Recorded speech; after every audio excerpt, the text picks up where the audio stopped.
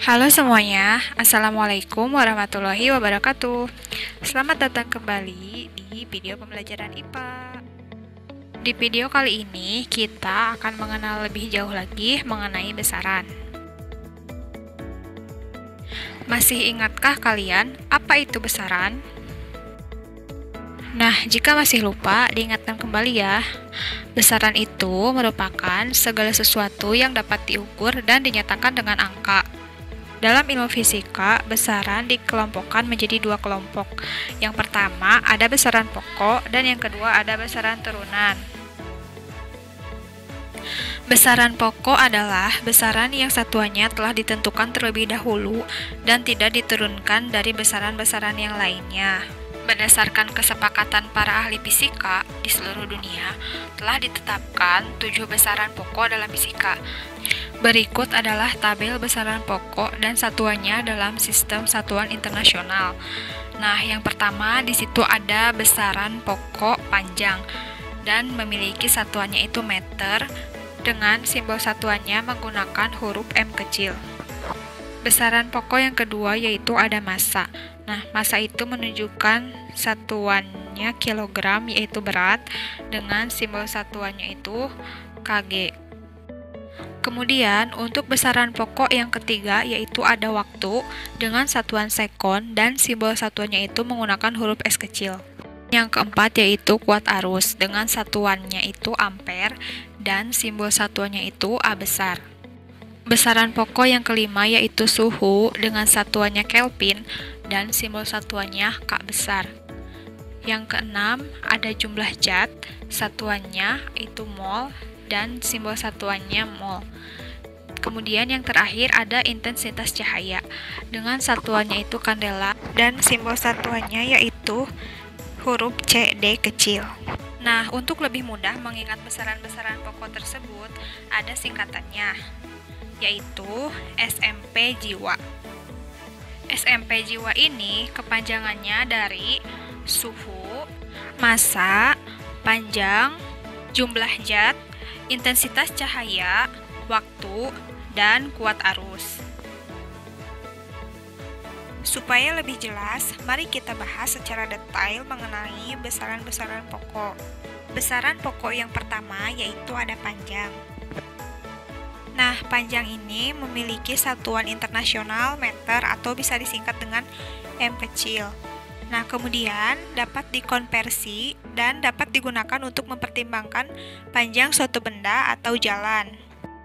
Nah, yang dimaksud dengan dapat dikonversi itu adalah pengubahan satuan suatu besaran ke dalam satuan lain dengan menggunakan faktor konversi satuan.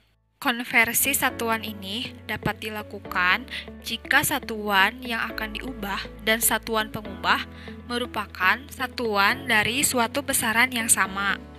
Contohnya seperti satuan kilometer dan meter. Nah, keduanya itu kan merupakan satuan panjang. Jadi, keduanya itu bisa dikonversikan atau diubah baik dari pengubahan ke kilometer menjadi meter maupun dari meter ke kilometer. Untuk lebih jelasnya, perhatikan contoh soal berikut. Konversikan satuan panjang berikut. Yang pertama, ada 5 meter sama dengan titik-titik sentimeter. Kemudian yang kedua ada 10 meter sama dengan titik-titik kilometer. Nah, untuk menjawabnya, coba perhatikan tangga satuan panjang berikut ini. Di tangga satuan panjang ini terdapat beberapa satuan yang bisa digunakan untuk besaran panjang. Nah, contohnya yaitu yang pertama ada kilometer. Kemudian ada hektometer, dekameter, meter, desimeter, sentimeter, dan milimeter. Kemudian di situ ada tanda tiap turun satu tingkat maka akan dikalikan 10. Sedangkan tiap naik satu tingkat maka akan dibagi 10. Nah, sekarang kita lihat contoh soal nomor 1. Dari 5 meter diubah menjadi sentimeter, apakah tangga satuannya naik atau turun? Ternyata dari meter ke sentimeter itu jaraknya adalah turun 2 tangga. Maka dalam konversinya dari meter ke sentimeter itu akan dikalikan 100. Kak, angka 100 itu dari mana sih? Bukannya setiap turun dikalikan 10 ya? Nah, angka 100 itu adalah hasil dari perkalian 10 dikali 10. Kan dari meter itu turun satu tangga ke desimeter dikali 10. Kemudian ditambah lagi turun ke sentimeter. Jadi, dikali lagi 10. Karena setiap satu tangga adalah nilainya 10, maka tinggal kalikan saja 10 kali 10 dan hasilnya adalah 100. Nah, karena di soal nomor 1 itu yang dipintanya adalah 5 meter diubah ke sentimeter, maka tinggal kalikan saja 5 meter dikali 100. Maka hasilnya adalah 500 cm.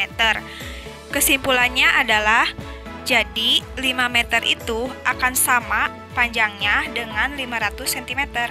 Nah, sekarang kita beralih ke soal nomor 2. 10 meter sama dengan titik-titik kilometer.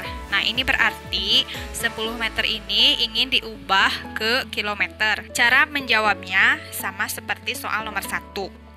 Sekarang coba perhatikan tangga satuan panjang berikut. Posisi meter itu ada di bawah kilometer. Nah, jika ingin mengubah meter ke dalam kilometer, maka tangga satuannya naik 3 tingkat. Nah, karena tangganya itu naik, maka cara menjawabnya yaitu dibagi sesuai dengan naiknya tingkatan satuan tersebut. Nah, berarti jika tangganya naik 3 tingkat, maka dibaginya dengan 1000. Karena setiap satu tingkat itu nilainya 10, maka 1000 itu diperoleh dari 10 dikali 10 dikali 10, maka hasilnya adalah 1000. Nah, karena sudah diketahui perubahan dari meter ke kilometer itu dibaginya 1000, sekarang kita aplikasikan ke soal nomor 2. Kita langsung tulis aja 10 meter dibagi 1000, maka hasilnya adalah 0,01 kilometer. Jadi, kesimpulannya adalah 10 meter ini jika diubah ke kilometer, maka hasilnya akan 0,01 kilometer. Sekarang kita akan lanjut ke jenis alat-alat pengukuran panjang beserta kegunaannya. Untuk alat ukur yang pertama yaitu ada meteran. Nah, meteran ini biasanya digunakan oleh para penjahit untuk mengukur bahan kain untuk dijadikan baju. Yang selanjutnya yaitu ada rollmeter. Nah, biasanya rollmeter ini dipergunakan sebagai alat bantu untuk mengukur objek yang besar, seperti alat ukur tanah, bangunan, dan lebar jalan. Alat ukur yang selanjutnya yaitu ada penggaris. Selain untuk alat ukur panjang, penggaris juga biasanya digunakan untuk membantu menggambar garis lurus. Alat ukur yang selanjutnya yaitu ada mikrometer. Mikrometer ini biasanya digunakan dalam pengukuran panjang suatu benda yang kecil, seperti mengukur panjang atau ketebalan plat-plat aluminium yang tipis, ketebalan kertas, ketebalan kawat, dan yang lainnya. Nah, karena alat ukur ini diperuntukkan dalam mengukur sesuatu yang sangat kecil atau tipis, maka skala yang paling kecil dari alat pengukuran ini adalah 0,001 cm atau 0,01 mm. Untuk alat ukur panjang selanjutnya yaitu ada jangka sorong.